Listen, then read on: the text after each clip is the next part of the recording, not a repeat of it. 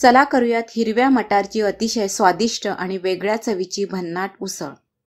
आपण आधी या उसळसाठी वाटण तयार करून घेऊयात। या वाटणासाठी आपल्याला लागेल कांदा, टोमॅटो, लसूण पाकळ्या, ओले खोबरे, थोडेसे काजू, कोथिंबीर असे सर्व पदार्थ घेऊन वाटण तयार करायचं। उसळीसाठी जे वाटण तयार करायचं होतं ते मी वाटण तयार करून घेतले आणि वाटीमध्ये काढून घेतले। कढईतील तेल तापल्यानंतर कांदा जिरे घालून छान असं परतून घ्यायचं।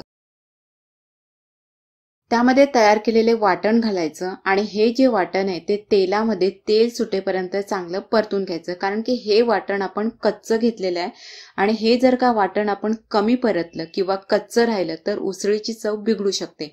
त्यामुळे हे जे वाटण आहे ते तेलामध्ये मस्त असं परतून घ्यायचं।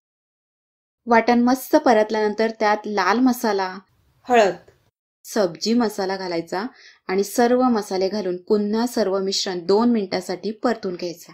त्यानंतर त्यात मटार घालायचे, आमटी शिजण्यासाठी पाणी घालायचं, मीठ घालायचं, गॅस स्लो ठेवून मस्त अशी ही आमटी शिजू द्यायची।